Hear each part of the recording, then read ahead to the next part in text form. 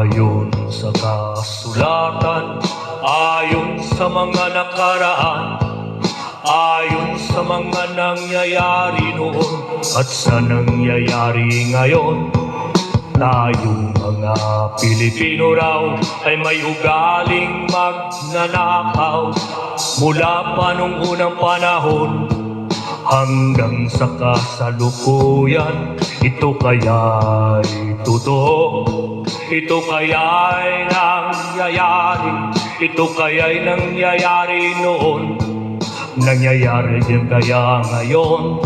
Ito kaya'y dahil na rin sa ating katamaran, hindi tapat sa gawain at sa iba'y nakikinabang. Tingnan mo ang iyong sarili, suriin mo ang iyong ginagawa. Ikaw ba isang magnanakaw at taong mapagsamantala?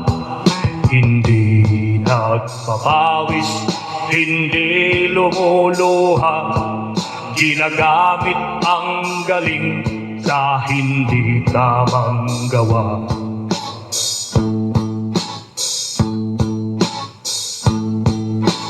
Ang magnanakaw ay mapagsamantala, magaling magkunwari, madaling makilala, balat kayong ginagamit kahit hindi sa pirata.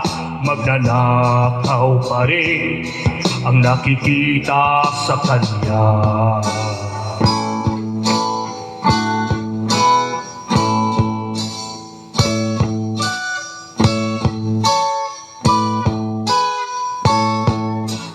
May magnanakaw ng oras, talino at pawis, pati ang galing kung minsa'y ninanakaw rin. Ano kaya dapat gawin? Ngayong alam na natin, dahil na rin ba sa katamaran, hahayaan na lang ba natin? Tingnan mo ang iyong sarili, suriin mo ang iyong ginagawa. Ikaw ba isang magnanakaw at taong mapagsamantala?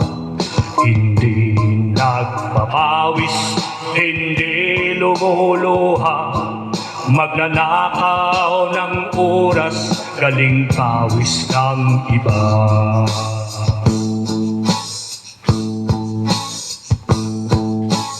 Ang magnanakaw ay mapagsamantala, magaling magkunwari, madaling makilala, balat kayong ginagamit kahit hindi sa pirata.